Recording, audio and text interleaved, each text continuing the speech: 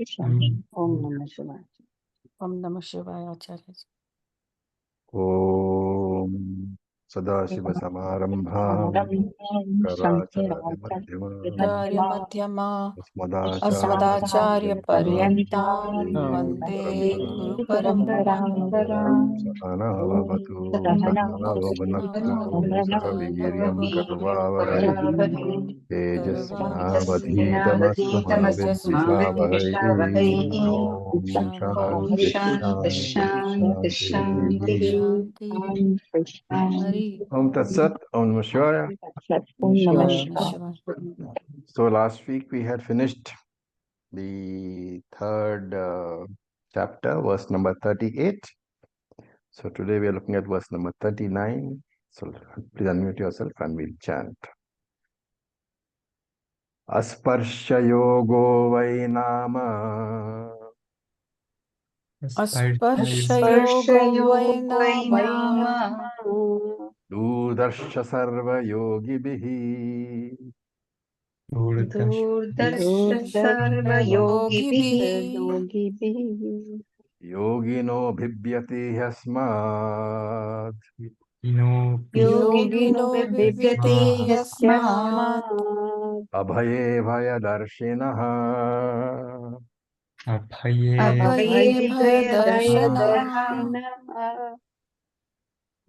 Okay, so a new name is being given to this Atma Jnanam here.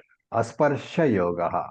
So asparsha means not touching. Sparsha means touch. Asparsha means not touching. So you can take it as detachment. Asparsha Yoga. This detached yoga, this yoga of detachment. Why is emphasis is indeed durdarshaha, difficult to see, difficult to understand. By whom? Sarva yogi bihi, by all yogis. And therefore, yasmat, of this yoga, yoginaha bibhyati. Yogis are afraid of this asparsha yoga. Why? Abhaye, in this fearless Brahman, bhaya darshinaha, they see fear in this fearless Brahman. So therefore you have to take this asparsha as asanga, detached, non-attached. And therefore Atma Jnanam here is being called asparsha.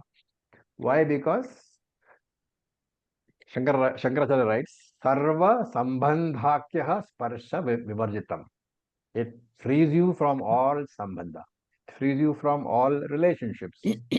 Because once you know that you are Satyam, everything else is Mithya, there can never be a sambandha of Satyam and Mithya. This is Shankaracharya's commentary on what is asparsha. Anandagiri gives a different meaning, and that meaning I think almost all of us are familiar with. Anandagiri says that if you look at the Chinmudra, so what is happening is this forefinger is considered as the jiva. These three fingers are the three bodies: Sthula, Sukshma, Karana, Jiva, and Brahman. That is the symbolism. So when you do, normally when you keep your hand, the Jiva is close to the three bodies, attached to three bodies. But Anandagiri says that Asparsha means that he is moving away from the three bodies and going towards the fourth pada, Turyam. Remember, we are in Mandukya. So we are talking about the first pada, second pada, third pada, and Turyam. So the Jiva has moved away from the three padas and connecting to Brahman, the Turyam. That is called Asparsha Yoga, because Atma Jnanam teaches you that you are Brahman. So there is a connecting with Brahman. And as I said in the last class, with the last verse, that is the verse number 38, the teaching meant for the fully qualified students, Uttama Adhikaris, is over, right? And if you are Uttama Adhikari, then as far as we are concerned, since all of us are Uttamadhikari, the teaching is over for us. But there are many who are not Uttamadhikaris, who are not fully qualified, not 100% sadhana chatushtayam. Therefore, for such people, they will have certain problems. And therefore, Gaudapada says, Yoginaha bhibyati yasmat abhaye bhayadarshinaha. These not so qualified people, they are afraid of Brahman. They are afraid of Advaitam.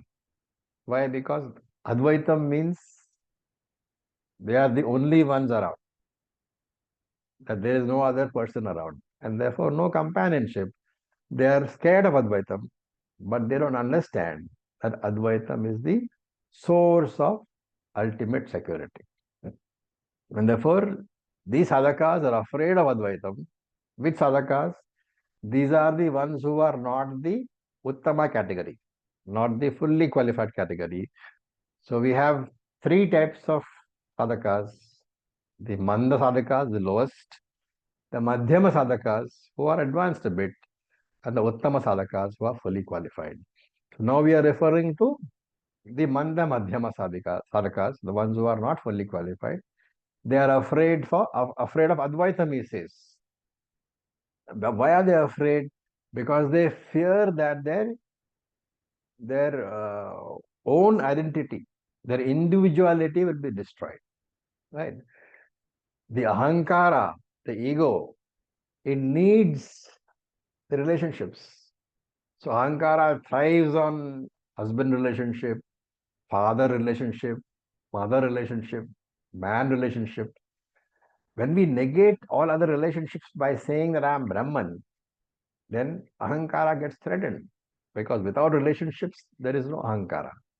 And these are the people who have not understood that in Nirguna Brahman, in Advaitam, lies the maximum security. So, Shankaracharya says, Mandha Adhikaris are the one who are able to not receive the knowledge. So, there is a Uttamadhikari who receives the knowledge and assimilates it. Then there is Mandha Adhikari, the lowest, and the Madhyama Adhikari. So, what is the difference between these two? Mandha Adhikari is the one who, even though he comes to class and listens to Shravanam, the knowledge is not understood at all by him. He is not able to receive the knowledge itself. Madhyama Adhikari is one who is able to receive. Comes to Shravanam, he listens, he understands, but he is not able to assimilate. He knows that scripture is telling me that I am Brahman, Tattvamasi, he understands. But Aham Brahmasmi is not a fact for him. He has not been able to assimilate that I am Brahman. So there is the Manda Adhikari who is neither able to receive and therefore not able to assimilate. The Madhyama Adhikari who is able to receive the knowledge but not able to assimilate. What is the result? In both the cases of Manda Adhikari and Madhyama Adhikari, the phalam, the fruit of knowledge is not available. Jnana phalam is not available at all. Okay. Well, out of these, we don't need to look at the Mandhadhikari because he's not able to receive the knowledge at all. He should go back to Karma Yoga, Upasana Yoga, and all those things. He can't come to Jnana. What about the Madhyama Adhikari? He has got the knowledge, but he has not been able to assimilate it. And therefore, he needs Nididhyasanam because the non-assimilation is due to what? Can be due to deficiencies at any of the four levels of sadhana chatushtayam. What are the four levels? He may be lacking in viveka. So viveka is not there, or vairagyam is not there, or shat sampatti is not there, or mumukshutvam is not there. Right. So in the following verses, Gaudapada is talking about the deficiencies of the sadhana chatushtayam. Shat sampatti also. What is Shat Sampatti? To recall, Sama, Dama, Uparati, Titiksha, Shraddha, and samadhanam.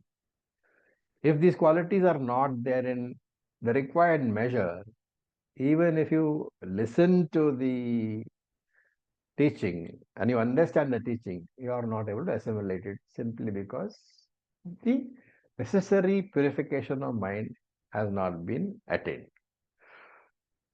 So there's an obstacle, and the obstacle is called pratibandha. Sanskrit. Pratibandha means obstacle. And a pratibandha jnanam means knowledge with an obstacle. And therefore, when there is, for a madhyama adhikari, he has the knowledge, but because of the obstacles, he is not able to assimilate. That knowledge is called sa pratibandhaka jnanam. The word sa, prefix sa indicating with, along with. So jnanam sa pratibandha, along with the obstacles. This is the state of the madhyama adhikari. For him, jnana phalam is not possible at all because of the lack of sadhana chatushtaya, because of the presence of pratibandham, obstacles. And therefore, Gaudapada is now going to talk in the next few karikas about the solution. What to do for a person whose mind has not got the necessary qualifications. But he has come to Jnanam, he is listening, he has understood that Shastra says Tattvamasi, but he has not been able to assimilate. So now we look at Karika number 40.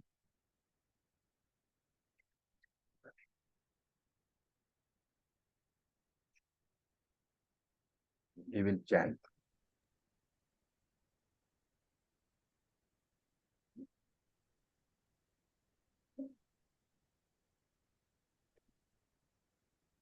Manaso nigrahayattam मनसो निग्रहाय निग्रहायत्तम् तम् abhayam sarvayoginam अभयं अभयं सर्वयोगिनां सर्वयोगिनां dukkakshaya prabodhascha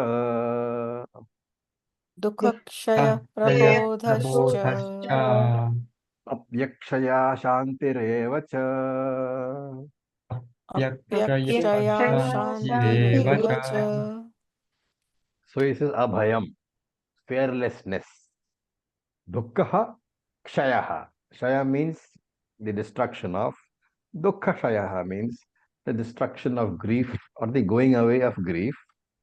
And akshaya shanti, everlasting peace. Akshaya means going away, going away. Akshaya means that which does not go away, which means eternal. Akshaya shanti, eternal peace. And prabodha api. Prabodha means basically light, but here it's self-knowledge. What about these three? What about these things? Abhayam, fearlessness, dukkhakshayaha, the elimination of grief, akshaya shantihi, eternal peace, and atmagyanam. Manaso nigrahayatam is dependent on the discipline of the mind for whom sarva yoginam. Sarva yoginam here excludes the uttama adhikaris. Okay. The uttama adhikaris whom we talked about, it excludes. So here Shankaracharya is saying, Gaudapadacharya is saying that for the person who is a mandha madhyama adhikari, the problem is that even peace of mind is dependent upon the state of his mind. Where is the question of moksha? So Shankara says that in respect of these uttama adhikaris, when introducing this karika, Shankara refers to the previous karika and says in respect of the uttama adhikaris, he knows what? There is no mind or sense organ or anything apart from Brahman, apart from his own nature as Brahma Swarupa. So, Brahma Swarupa Vyatirekena, apart from my own nature as Brahman, there is no real existence of the mind or the sense organs. This is the knowledge of the Uttama Adhikari. He knows that mind, indriya, sense organs, dukham, sukham, all these things are basically mithya only. And this is for that person who knows that Aham Brahma Asmi. Uttama Adhikari. For such a person, Shankara says, all these qualities, Abhayam, Mokshaha, Akshaya Shantihi, that is to say, fearlessness, eternal peace, etc., which is called moksha, he says it does not have to be acquired at all. For the Uttama Adhikari, moksha and fearlessness and eternal peace, they are not dependent upon anything else. They are the very nature of the Uttama Adhikari. Therefore, he doesn't have to acquire them. What he needs is through knowledge to discover that it is my nature. And because he is Uttama Adhikari, he has got proper sadhana chatushtayam. He has done Shravanam, Mananam, and Nididhyasanam and discovered that he is Brahman. For him, fearlessness, eternal peace, moksha, etc., whatever you want to call it, they are part of his nature. And Shankara reminds us of the 36th Karika, where it was said, Na upachara kathanchanaha. There is no sadhana required for the Uttamadhikari at all. After Jnanam, there is no sadhana required. So that is as far as the Uttamadhikari is concerned. And Shankara writes, whereas in the case of others, those who are in Karma Yoga and those who are in Upasana Yoga, these are all Mandha Madhyama Adhikaris. And again, there's another differentiation over here. Mandha Adhikari is a person who is not even receiving the knowledge properly. He listens, but he doesn't understand what Shastram is saying. So he should be in Karma Yoga. Therefore, Mandha Adhikari is a person who is in Karma Yoga. Madhyama Adhikari is a person who has completed Karma Yoga, therefore got a little bit of Chitta Shuddhi, and therefore is able to listen to the teaching and understand Tattvamasi, but not assimilate. And therefore he says, this particular division he does, Mandha Adhikari is a person who is doing Karma Yoga. Madhyama Adhikari is a person who has completed Karma Yoga, but is now in Upasana Yoga.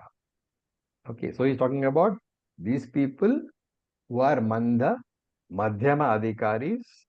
What is their problem? They see the mind as different from the Atma. What did the Uttama Adhikari see? He saw the mind as Mithya, right? As mind not being separate from the Atma, because mind is Mithya, therefore it is not separate from the Atma. Mind and Atma are the same. One is Satyam, one is Mithya. Therefore, any problem of the Mithya mind is not my problem. That is the way that the Uttama Adhikari sees.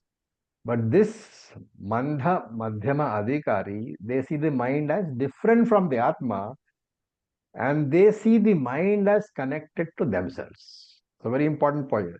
Mind is different from me. Atma means me, right? And not only that, mind is connected to me. Therefore, all the problems of the mind, I take ownership. If the mind is sad, I say, I am sad. If the mind is angry, I say, I am angry. And Shankara says, such people, the problem is they are without Atmajnanam.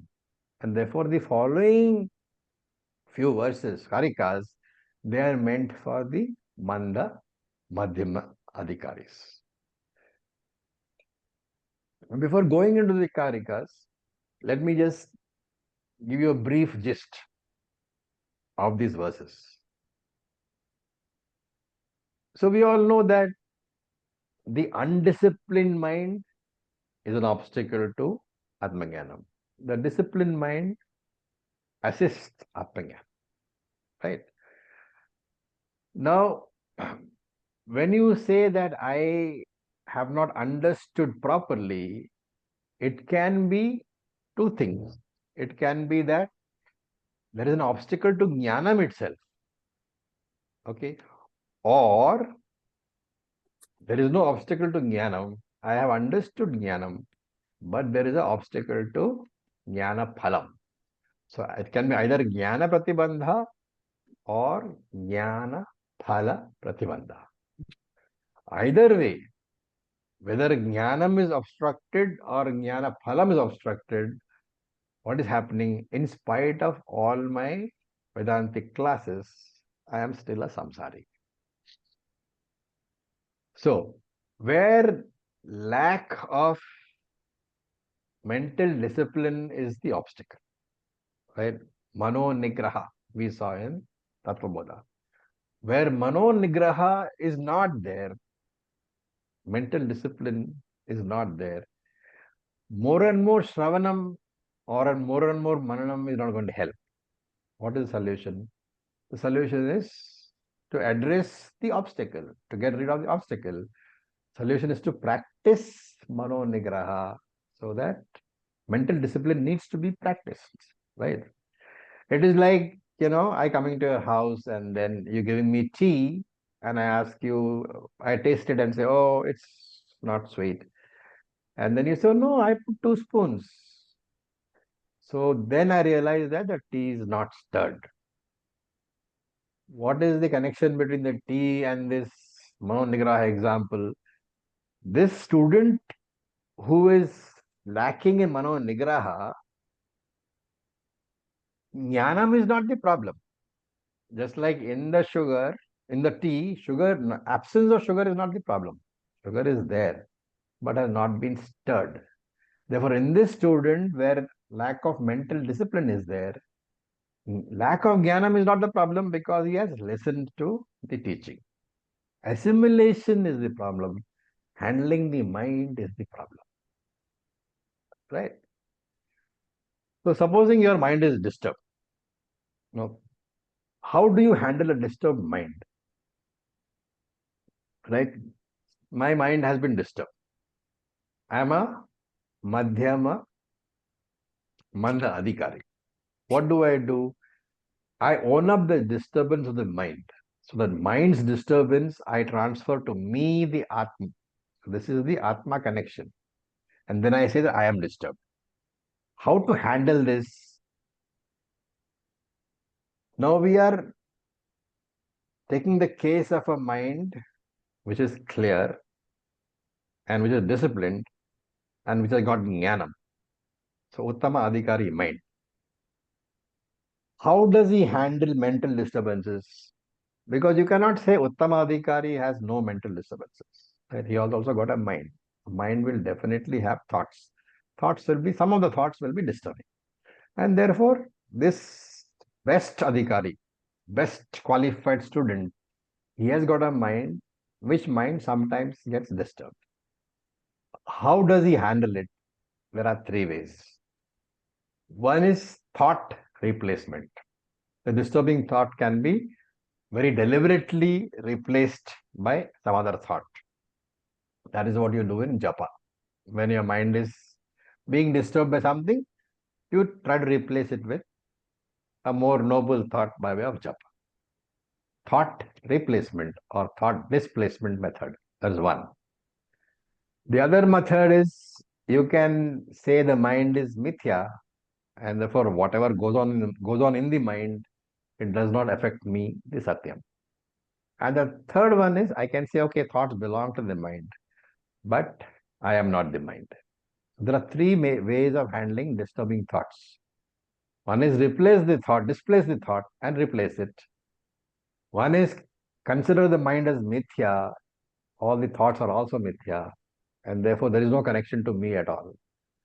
And the third one is similar, but you say thoughts belong to the mind. I am Brahman. I am not the mind, and therefore I should not be disturbed.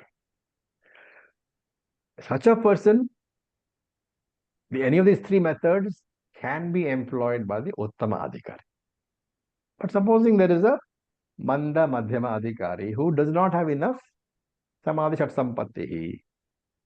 Because these 3 methods are not available for the Manda Madhyama Adhikari, Shankaracharya says, for this aviveki, for this person who does not have enough discrimination, freedom from sorrow is simply not available. Why? Because freedom for sorrow itself is dependent on the discipline of the mind. And you are saying he has not got the necessary sadhana chatushtayam. He cannot discipline the mind. An undisciplined mind will always have disturbing thoughts. Therefore, freedom from disturbance of the mind is not available for a person who is not mentally disciplined. Bringing into very sharp focus the need for mental discipline in Atmajnana. And then he says, Shankara gives a very nice comment. He says, even the Atmajnanam itself, for this person, the Atmajnanam itself is dependent upon the discipline of the mind. And therefore, even if he has got the Atmajnanam, since the mind keeps going up and down, he doesn't have lasting peace at all. Because sometimes his mind is in control and therefore he has peace from the Atmajnanam. Sometimes the mind is not in control and therefore he loses sight of the Atmajnanam and his mind is disturbed. Therefore, for him also, not only is the problem of the mind there, Atmajnanam remains elusive. He remains a samsari, right? Remember that normally, for a person who has gone through karma yoga and then upasana yoga and then gone through a systematic and consistent long-term study of the Vedantic texts under the guidance of a competent teacher, remember that Shravanam Mananam is definitely capable of producing jnana. Now, if Atmajnanam arises in the mind, if Atmajnanam arises in the mind, which means that once I get the thought, convincing thought that I am Brahman, naturally that thought has to give its phalam. Ham Brahmasmi vritti has to give the jnana phalam. Right? Therefore, normally this committed seeker will not only get jnanam, but he will also get jnana phalam. Now, what exactly is jnana phalam? We keep saying jnana phalam, jnana phalam, jnana. What exactly is jnana phalam? The primary idea is the knowledge that I am the Asanga Brahman, right? I am that Brahman which is free from all the three bodies. And since I am free from all the three bodies, I am free from the attributes of the bodies, which means I am free from all the relationships and all the problems arising out of these three bodies. That is the primary benefit. I am Brahman, I am Asangaha, I am ever free from the three bodies. None of the problems of the bodies belong to me because bodies are mithya, problems are also mithya, right? So then what? I have no connection with the bodies at all. This actually is called Nitya Videha. I have no connection to the bodies. Right? Now you will say, no, no, no. But as a jiva, I have got three bodies. How do I reconcile? We know the answer to that. The three bodies are mithya. Mithya bodies are as good as not being there. Because whether the bodies are there or not, will my basic nature as Brahman change? Will my Swarupa change? No. I am the all-pervading eternal Brahman. Whether bodies are there or not, my nature is not going to change. That is the conviction. And actually, this understanding is the real Videha Mukti. It's a very important statement. The real Vedantic Videha Mukti is the understanding that I was without bodies, I am without bodies, I will ever be without any bodies. This understanding is Videha Mukti, right? The earlier story, that first one becomes Jivan Mukta and then waits for the body to fall to become Videha Mukta. This is all for the Mandha Madhyama student. As Uttama Adhikaris, as refined, qualified, advanced students, we are all Videha Mukta only. We have no bodies at all. Why? Because you are Brahman. Brahman doesn't have body. Therefore, this first and foremost benefit of Atma Jnanam is eternal Videha Mukti. Even while operating in the three bodies, the firm conviction that I do not have any body at all. This is the primary benefit of Atma Jnanam. And this benefit, this phalam, it arises simultaneously with the knowledge that Aham Brahma Asmi. That is the first benefit. Okay. So, and this is primarily called Mukti. You can call it Jivan Mukti, call it Videha Mukti. But primary moksha is this Nitya Videha Mukti. The understanding that I was without body, I am without body, and I will not ever have a body. This is the primary benefit of Atma Jnanam, which we call Nitya Videha Mukti, eternally being without any bodies. Okay, what is the secondary benefit of Atma Jnanam? When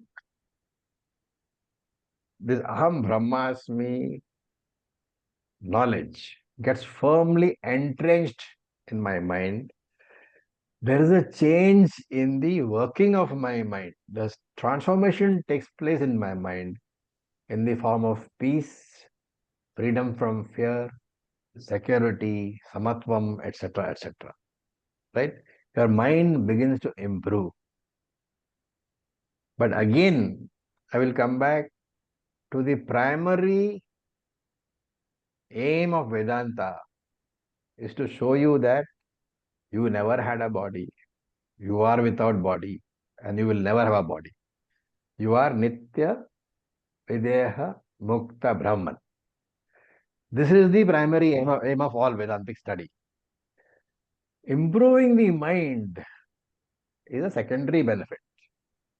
Improving the mind is not the aim of Vedanta.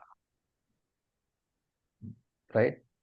Don't ever think Vedanta, the primary purpose is to improve your mind. Vedanta doesn't want to talk about your mind at all. Because the primary aim of Vedanta is to tell you that you are not the mind. Right? It is only incidental that your mind gets refined and strengthened and purified. And this incidental purification, this is what we call Jivan Mukti. Jivan Mukti is therefore a lifelong process, right? Because in the beginning you have some amount of purification, you have the knowledge and you have some amount of purification. Then you do more karma yoga, more upasana yoga, more nididhyasanam, your mind gets more and more refined. And the peace which comes with that refinement gets more and more strong. This refinement of your mind goes along with more and more peace of mind. That is called Jivan Mukti. And it's a lifelong process because your mind can never be 100% improved. So as long as your mind, you can only seek to improve it. That process will stop only when the body falls, which you call Videha Mukti. And therefore, improvement of mind is only a secondary benefit, a byproduct. It is not the main aim of Vedanta. Unfortunately, Vedanta is presented by most teachers as giving you a mind free from problems, giving you a improved mind. And therefore, most people, when they study Vedanta, they are looking for improvement of mind only. They are interested in the byproduct, not in the main product. They want a mind which is full of compassion, love, free of ragadvesha, etc., etc. Because all these benefits are there mentioned in the scriptures, right? In fact, Lord Krishna himself talks about adveshta sarva bhutana maitra karuna evacha nirmamoha nirankaraha samadukha shami. All this is there in chapter 12. But we should know, are these attributes of the mind or of the Atma adveshta sarva bhutana? not being, having ragadvesha towards any living being. Maitra karuna evacha, being compassionate, being friends. Nirmamaha, not having I. Nirhankaraha, not having I and mine. Samadukkaha, being the same in dukkha and sukha. All these are belonging where? These are all attributes belonging to the mind and not to the Atma. But because of the way in which it is presented, most students, they take this strengthening and refining of the mind as the main aim of Vedanta, which is wrong. The strengthening of the mind, refinement of the mind, these are all secondary benefits. They are byproducts. Vedanta's main aim is to tell you that you are Brahman. You are not the mind at all. Okay. Now somebody might get up and say, okay, fine. But at this stage of my life, at this stage of my Vedantic study, why are you discussing this now? So we have to ask ourselves, we have so many friends, so many batchmen in this class, so many people who are studying with us, right? And some of them you personally know. Does every student of Vedanta get the same degree of secondary benefit? I am not saying primary benefit. Primary benefit, there can be no variation at all. Primary benefit is you are Brahman. There is no Brahman to some degree, and either you are Brahman or you are not. You cannot be 20% Brahman or 40% Brahman. You are Brahman means you are Brahman. 100%. So we are not talking about the primary benefit. We are talking about the secondary benefit, the peace of mind. And you will agree, of course, that all students of Vedanta do not get the same degree of secondary benefit, the peace of mind. The mental transformation which may take place in you may be different from that which takes place in your friend who's coming through the same classes. What is the reason for this difference? Even though teacher is the same, Shastram is the same, and teaching is the same, right? Teacher is same, teaching is same, Shastram is same, the classes are the same. And yet, three people who have been attending the classes since the beginning, they have different degrees of peace of mind. Therefore, you have to go back to the very beginning, Tattva, where we talked about sadhana chatushtaya sampatti. That alone determines the extent of jivan mukti phalam. Right? Remember, in the jnanam, the primary benefit, there are no gradations. But in the jnana phalam, which is called jivan mukti, secondary jnana phalam called jivan mukti, the transformation of the emotional mind is extremely heavily dependent upon sadhana chatushtaya sampatti. And based on the degree of, based on the intensity of the qualification, of the pure quality of the sadhana chatushtaya sampatti, Vedantic students are divided into three types: Mandha Adhikari, Madhyama Adhikari, Uttama Adhikari. For the Mandha Adhikari, the qualification is low. For the Madhyama Adhikari, he is reasonably qualified. Uttama Adhikari is superbly, very highly qualified. Qualified meaning in terms of the acquisition of the sadhana chatushtayam. What happens in the case of the Uttama Adhikari?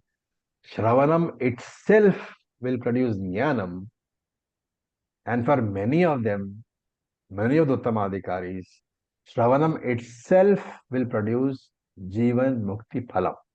So here when I say Jnanam, remember it is the primary benefit.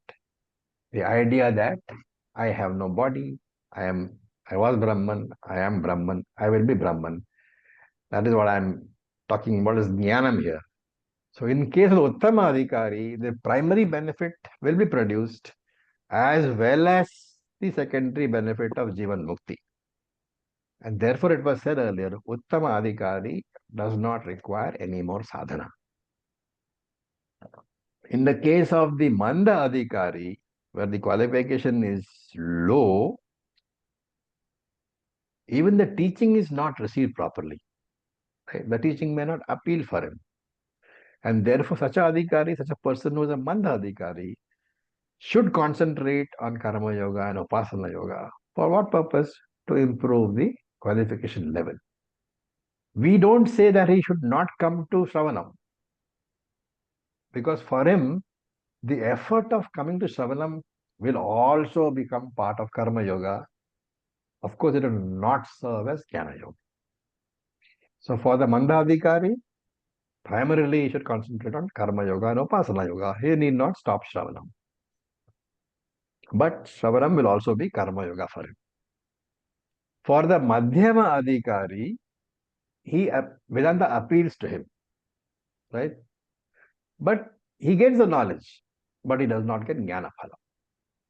So hence, to summarize, the Uttama Adhikari gets primary benefit and secondary benefit. The Manda Adhikari gets neither primary benefit nor secondary benefit.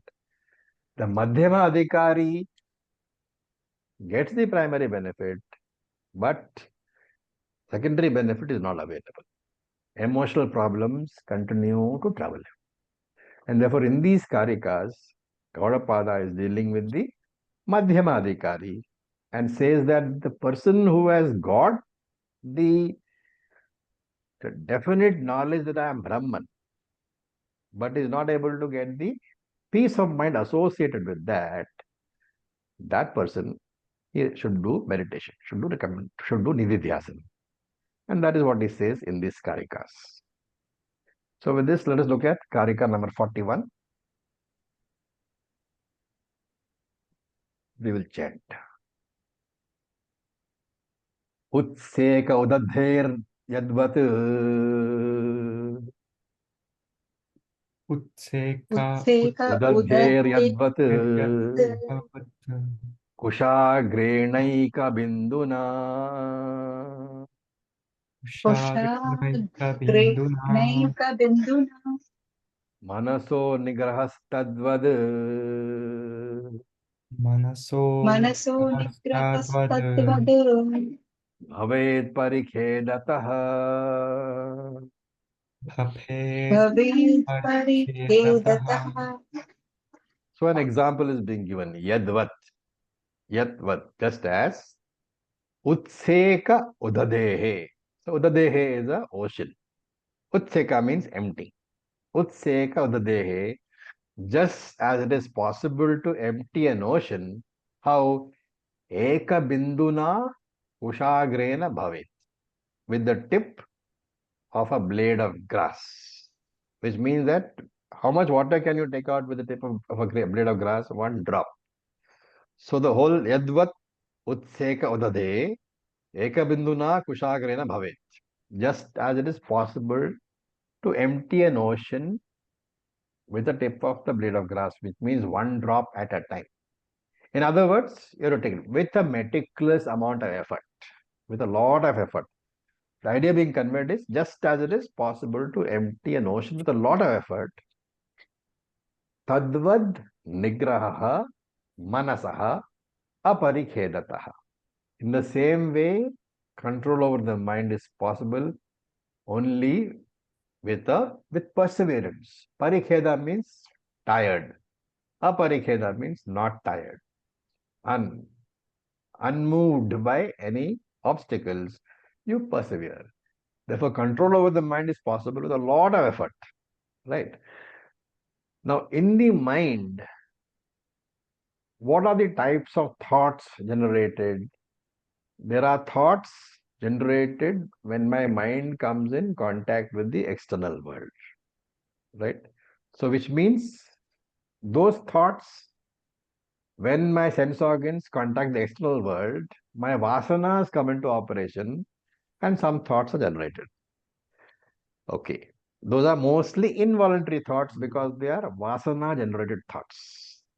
Then there are thoughts which are generated by my free will, right? So two types of thoughts are there. Thoughts which my free will generates and thoughts which are involuntary thoughts generated by contact of sense organs with the external world.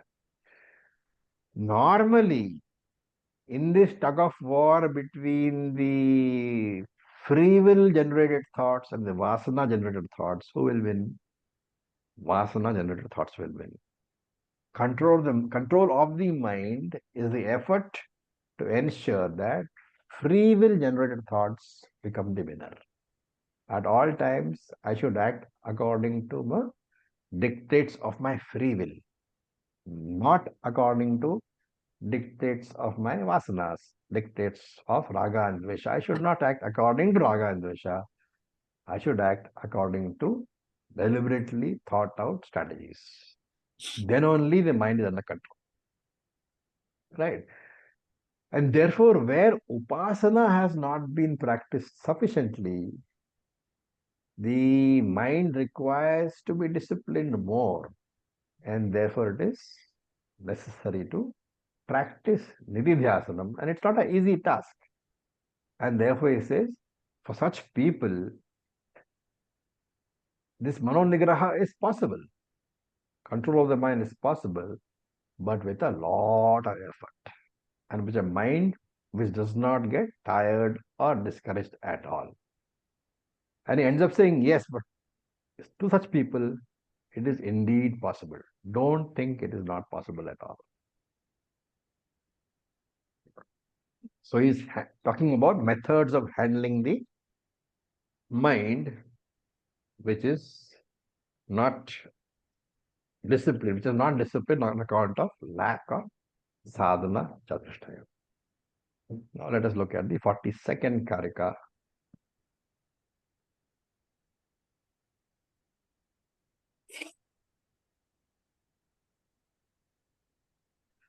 Upayena nigrahniya पायेन उपायेन निगृह्णायात् निगृह्णात् vikshiptam kama bhogayoho विक्षिप्तं विक्षिप्तं कामभोगाय कामभोगयोः suprasannam laye chaiva सुप्रसन्नं लये प्रसन्नं लये चैव चैव यथा कामो लयस्तथा. यथा यथा कामो कामो लयस्तथा लयस्तथा. So upayena nigrahniya. Upaya is the solution, the means. By appropriate means, nigrahniya, one should discipline the mind. And where is the mind? Kama bhogayo vikshiptam. It is wandering about among the objects of pleasure and enjoyment. Apart from that, suprasannam laye chaiva. It's happy in sleep also. And therefore, yatha kamaha, just as desire is an obstacle, tatha layaha, sleep is also an obstacle. Two things he's saying. That there are two obstacles. One is kamaha, where the mind is wandering outside. One is layaha, where the mind is asleep in sushupti avastha or in swapna avastha.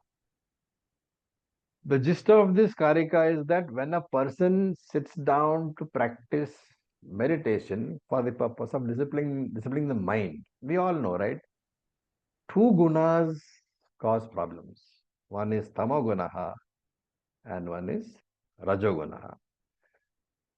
Proper meditation, proper nididhyasanam requires sattva guna. But the influence of rajoguna can convert into malina sattvam. The influence of tamoguna can also convert into malina sattvam. Malina sattvam means contaminated sattvam. Sattvam which is not available in full force. How does rajoguna do this? Rajoguna contaminates sattvam by making the mind very active. So vikshepa is the culprit here. Tamoguna contaminates sattvam by causing inactivity, a sleepy mind. Both these are obstacles in meditation. So in the first line, Gaudapada talks about handling an active mind, Rajoguna dominated mind. Second line talks about handling an inactive mind.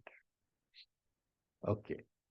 The question here is relentless effort alone? Because he said earlier, relentless effort, like emptying an ocean with a blade of grass. The question is relentless effort alone enough to control the mind? So the answer it is not enough. You know, the one who is constantly practicing meditation without being dejected, there is a lot of commitment. What happens to him? By employing the strategy which is now going to be discussed, he says the mind which is wandering around in kama bhoga vishayaha. So kama bhoga vishaya, vishaya means objects. Kama bhoga vishaya means objects of kama and bhogaha. What is the difference? Kama is objects which I desire but I have not yet acquired. Bhoga is objects which I desire but I have already acquired. And the mind can wander in either of these. So what is the strategy? He says the mind, that's what the word he uses, nigranniyat. The mind must be restrained as it goes out to the object. The mind must be restrained and brought back to the Atma. This is Nividhyasana. And Krishna has already said this. Atma samstham manakritva na kinchit eva chintayet. In chapter 6, he has already said that. This is the strategy for the active mind. The active mind will keep on going out to objects of desire, which you have or which you don't have. How to handle? Every time it goes out, bring it back. That is the strategy meant for a mind which is distracted due to Rajoguna. What about a mind which is inactive under the influence of Tamogunaha? So when the mind has become inactive, well, that's true. It is not meditation, but it is inactive, right? You are trying to meditate, but Tamaguna has taken over.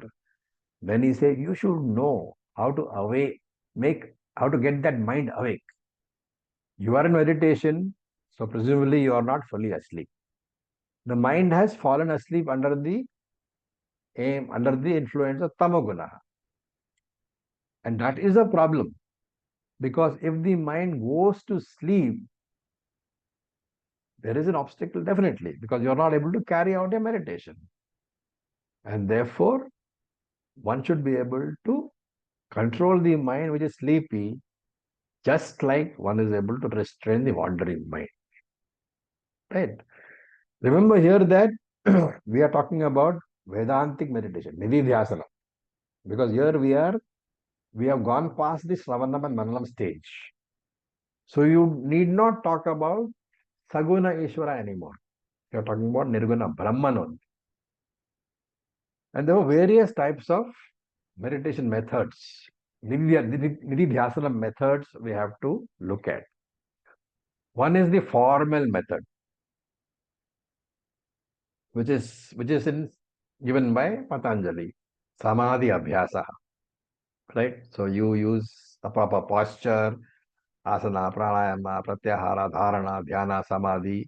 We do all this. If you want a discussion on this, you should go back to the 6th chapter of Bhagavad Gita, where we elaborately discussed all this. Now, question is it necessary to compulsorily practice this Samadhi Yoga, Ashtanga Yoga, or can I do some other form of Nididhyasana? So, in Samadhi Abhyasa, the meditator sits in a proper posture, does pranayama, does pratyahara, withdraws sense organs, then does dharana, brings the mind to the Vedantic teaching. In fact, Samadhi Abhyasa Nididhyasanam is basically a recording of the Vedantic class being replayed in the mind. So Vedantic meditation does not mean silencing the mind at all. It is the entertainment in the mind actively of all the essential aspects of the teaching. Brahma Satyam, Jagan Mithya, Jivo Brahmaiva Napara. You can choose any one of these three phrases and meditate upon the same. So we can actually meditate upon Brahma Satyam, or you can meditate upon Jagan Mithya, or you can meditate upon Jivo Brahmaiva Para. I am not definitely Brahman. I exist only as the existence principle and the consciousness principle. And of course, one should know that in one session, you need not pick up all these three in practice. Just choose one aspect or one session. This is called meditation on Brahman, right? For example, meditation on Sat aspect, existence aspect, is Paramatma Dhyana. Meditation on Ishvara. Meditation on Chit aspect, consciousness aspect, is Jivatma Dhyana. But consciousness is very much part of you also.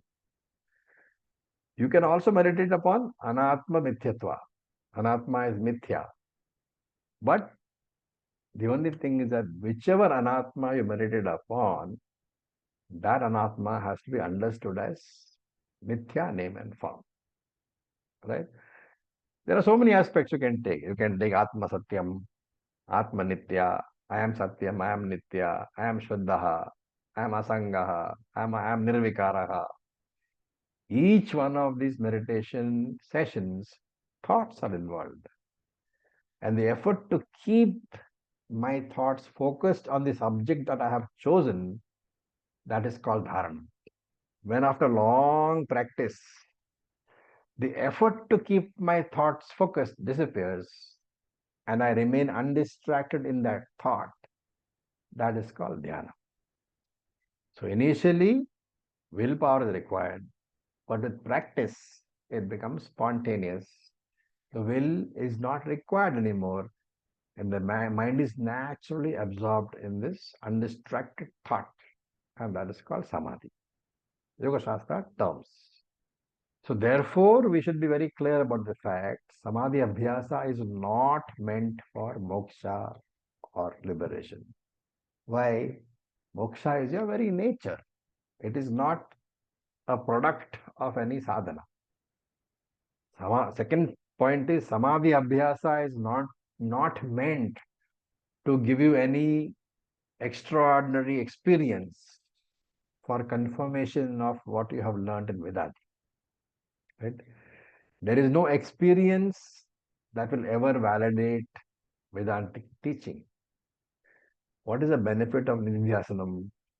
This Advaita Jnanam that I have gained through Vedantic Shravanam gets assimilated when I dwell upon the teaching without any distraction, keeping out other thoughts. And for that, Samadhi Abhyasa is very important for a person who needs it. So this knowledge percolating into the subconscious mind, this is the expectation from Samadhi Abhyasa, right? Now in the Karikas 42 to 45, Gaudapada discusses 4 obstacles to Nididhyasanam and 4 remedies, which we will pick up in the next class. So with this, I'll stop here. Any questions?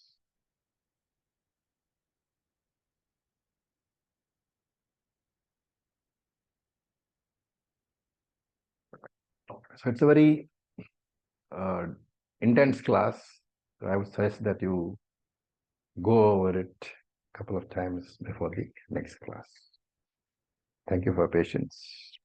Om Purnamadav Purnamidam Purnat Purnamudachyate Purnasya Purnamadaya Purnam Eva Vasishyate Om Shanti Shanti Shanti Om Tat Sat Om Namah Shivaya. Thank you for your patience. Om Om.